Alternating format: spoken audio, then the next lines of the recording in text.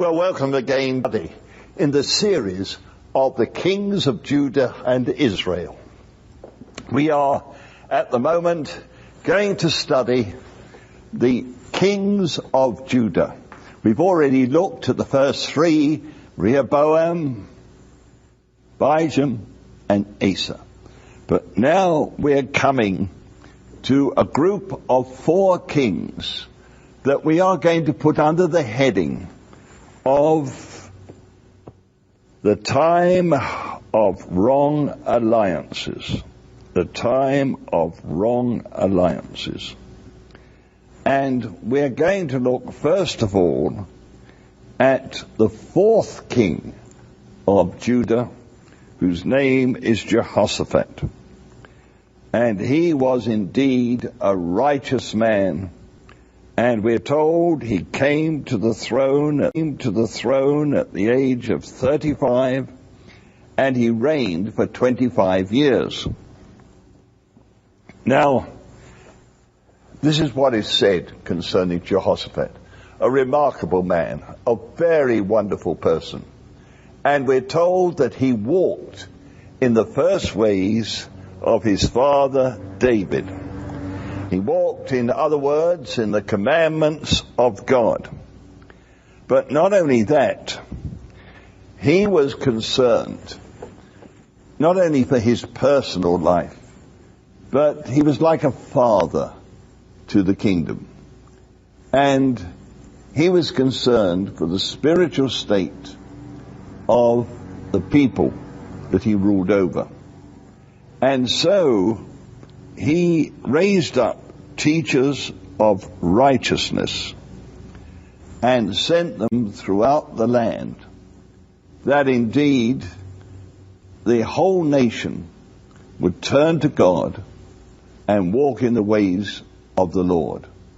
And that, after all, is a picture of a true leader.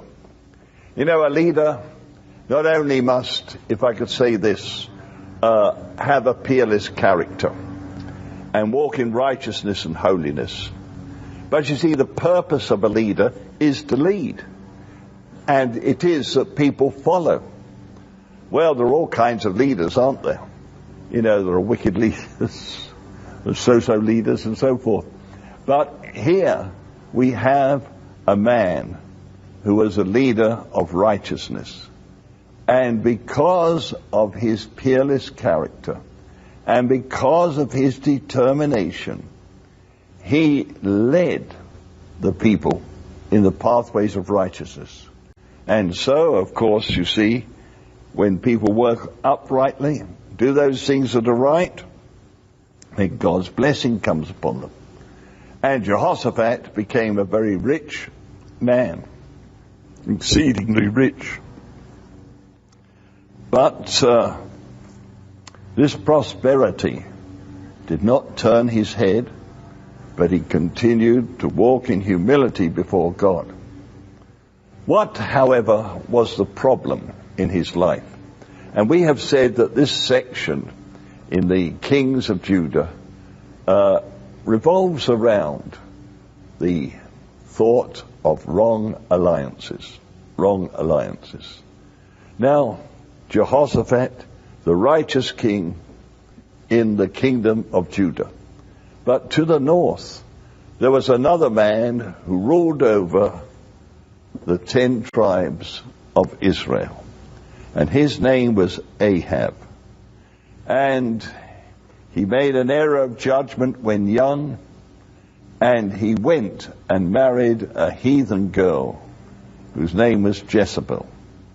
And she was the daughter of the king of Sidon, and she was inured in the practices of the heathen, idolatry, fornication, and every kind of wickedness and evil doing. Now, Ahab and Jezebel formed a team that corrupted Israel in a very awesome way. And during this period, God raised up a mighty prophet by the name of Elijah.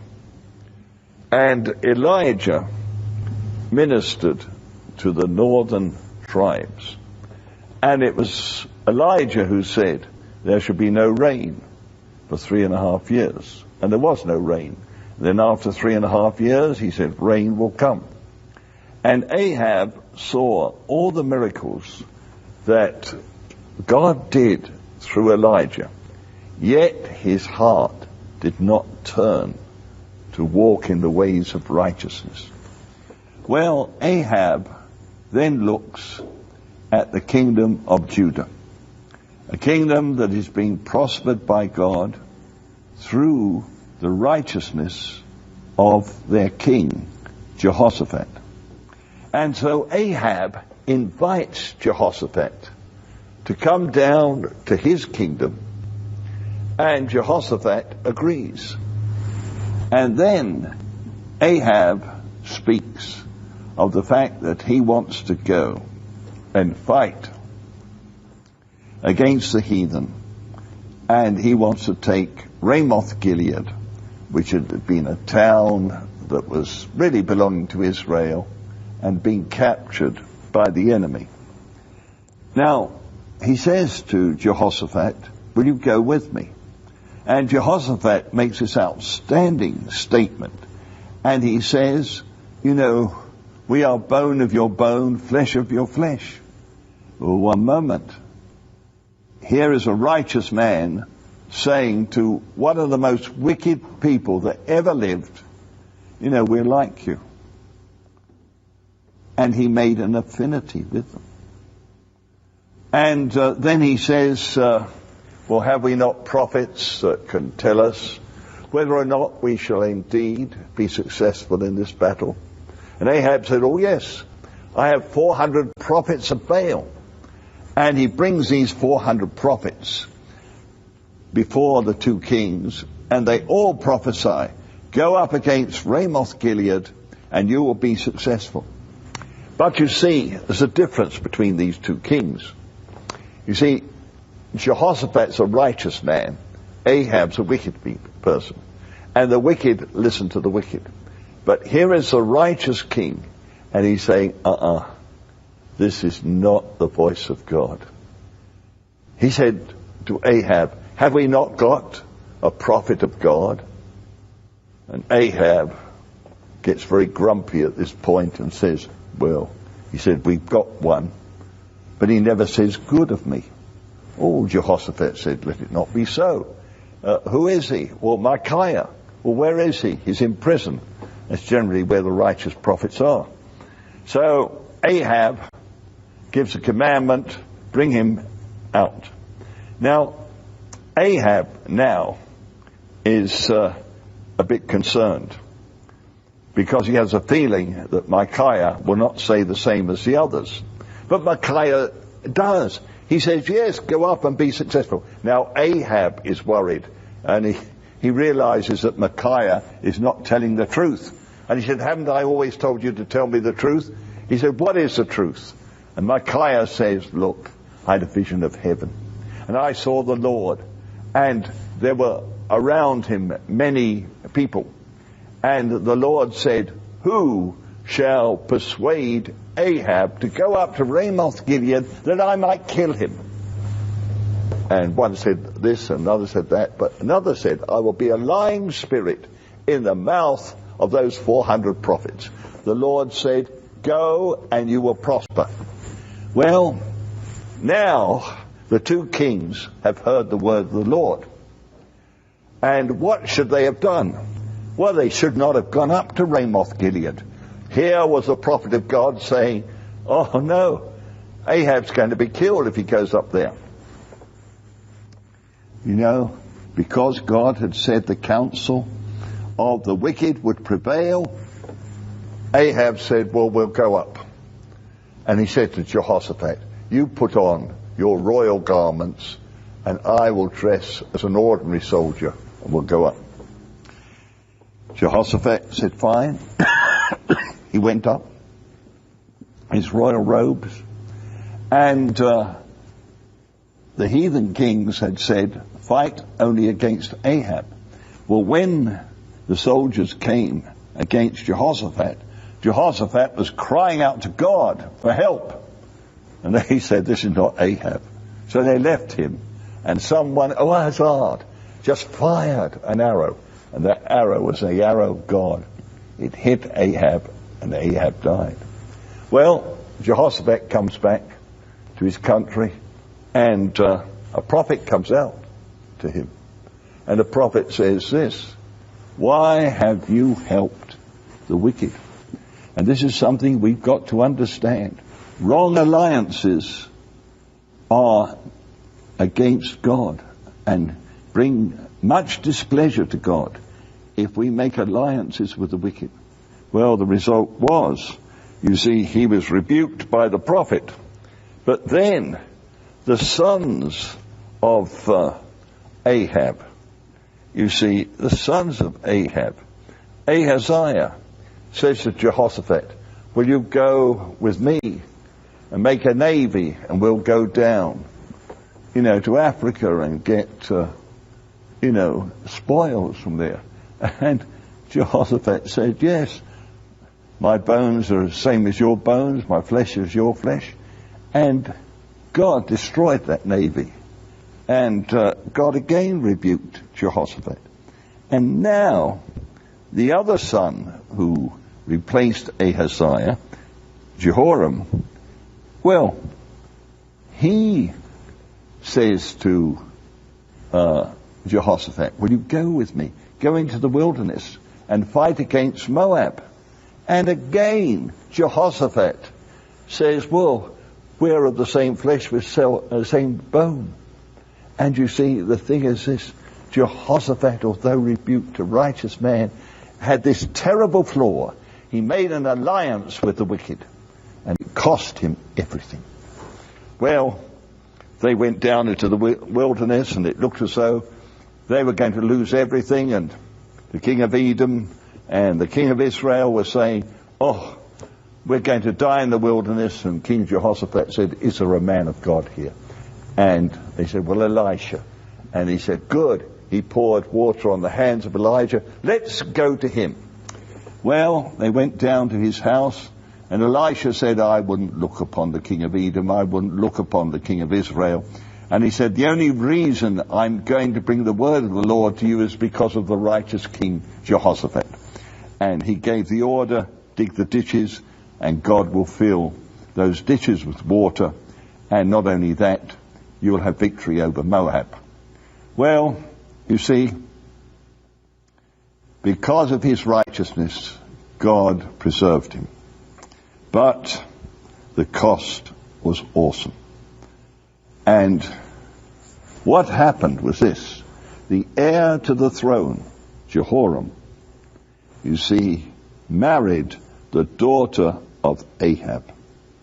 And so we come to the next king, Jehoram. And he was 32 years of age, and he reigned 8 years. But you see, because of the alliance that Jehoshaphat had made with Ahab, his son took the daughter, Ahaziah, took the daughter of Ahab. And the result is that Jehoram left the pathway of righteousness that his father had so wonderfully walked in. And now he's walking in the ways of the king of Israel. And we're told that he actually forced Judah to commit fornication, to bring in idols. Well, what was the end of Jehoram? And it's an awesome verse that we now read. That in 2 Chronicles, chapter 21 and verse 29, it says, on his death, he departed without being desired. Departed without being desired.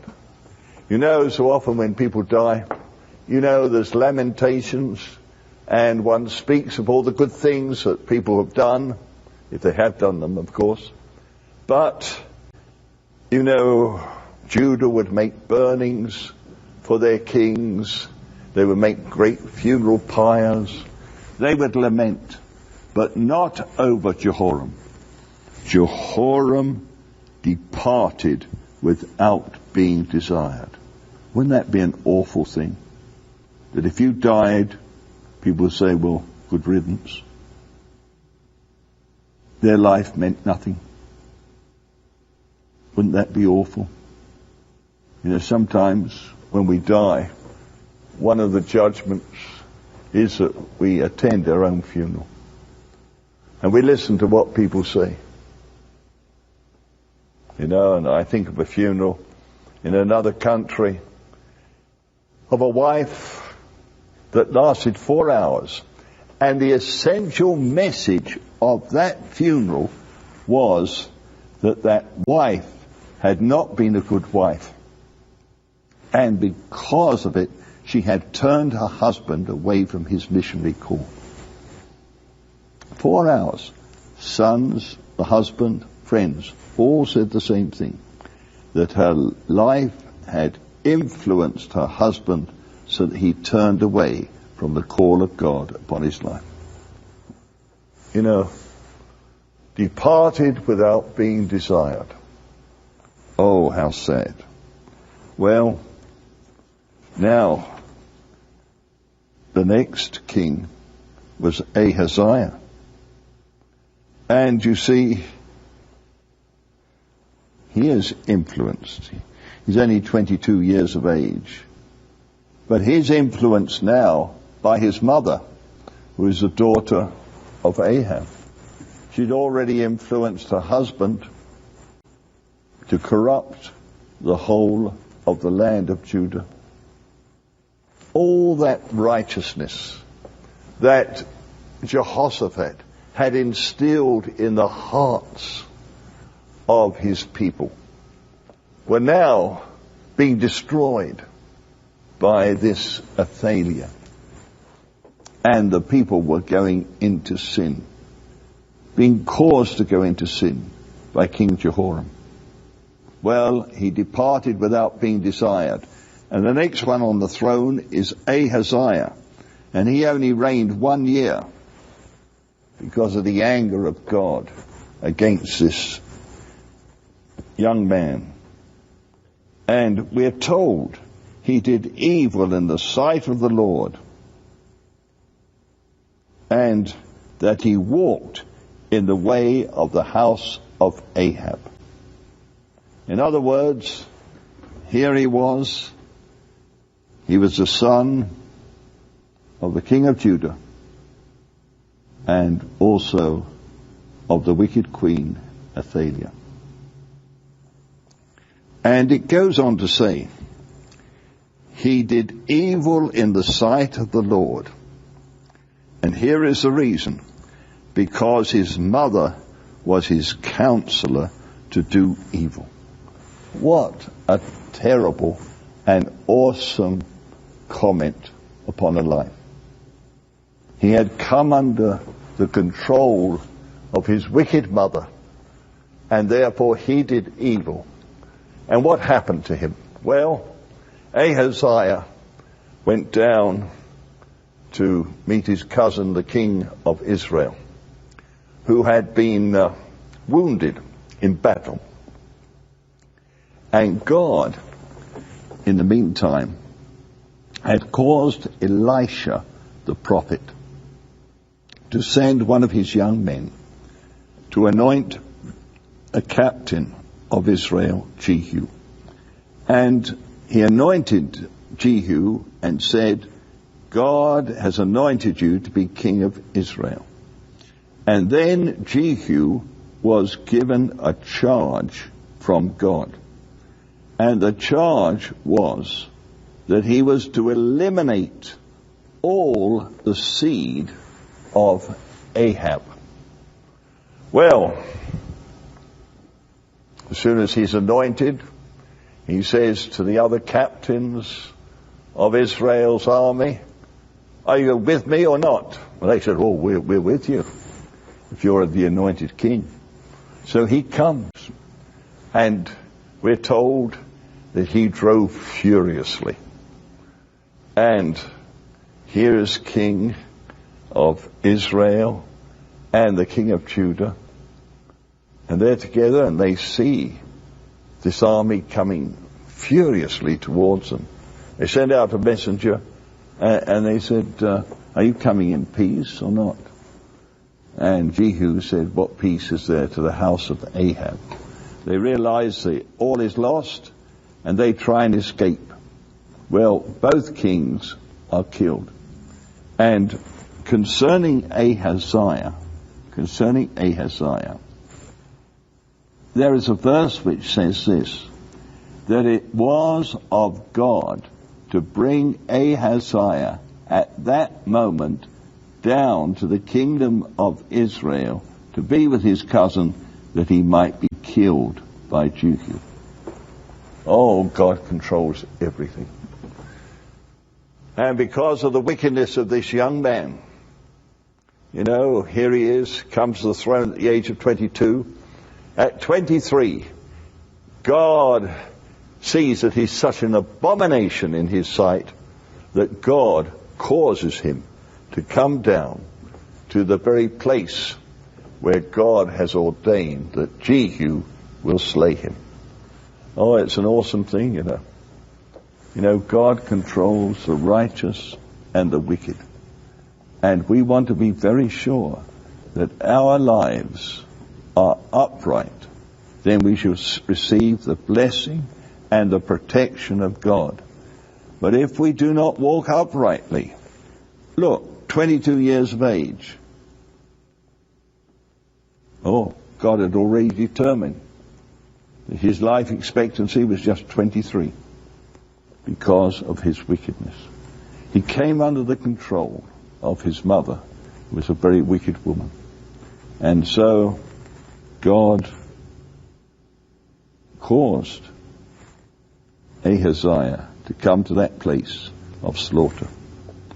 Yes, it's an awesome thing when we think of this kingdom of Jehoshaphat that could have enjoyed prosperity to untold generations had Jehoshaphat not made wrong alliances. Well, we continue. We continue for one more monarch. And now it's the monarchy of a woman, Ahaziah. Ahaziah, as we have already said, was indeed the daughter of Ahab and married Jehoram and ruined the kingdom of Judah. And then when Jehoram died of an awful disease through the judgment of God, then Ahaziah became the counselor of her son, Ahaziah, and led him into evil. Well, how did Ahaziah start her reign? Well, she sought to kill every one of the royal seed. Every one of the royal seed. And so that she could be firmly ensconced as the queen of Judah. Well, she succeeded, but for one little baby. That little baby we will consider in our next session. That little baby was Joash, and he was preserved.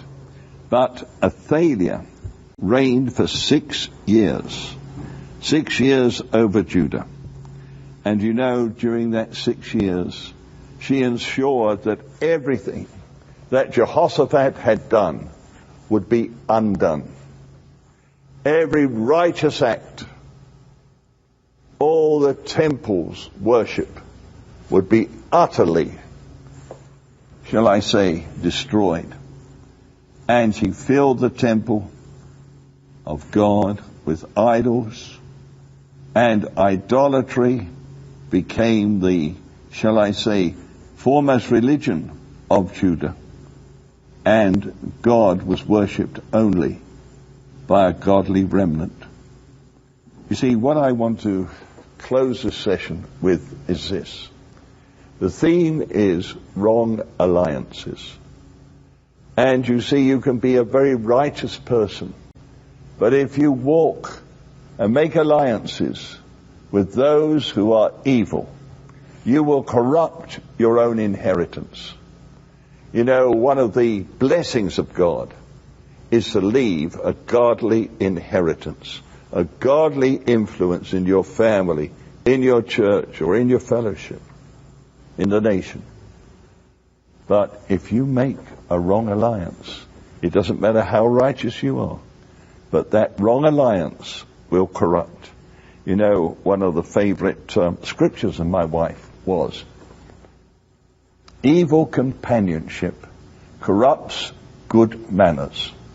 And I tell you this, if you walk with those that are evil, you will absolutely corrupt your own inheritance. And may God grant that we have learnt the lessons here. You know, from a righteous man and God prospering the kingdom because he sent out teachers of righteousness that he might lead the country into the ways of God. He destroyed everything by that flaw. And you see, his companionship with Ahab caused his son to make a wrong choice for his wife. And that Ahaziah corrupted the whole of the kingdom of Judah, so that all that was left was just a godly remnant. May God grant that we will learn the lesson from the life of Jehoshaphat, and that we will not only seek to be godly, but we will walk with those who are godly too. And in so doing, we will ensure the continuance of our inheritance. God bless you.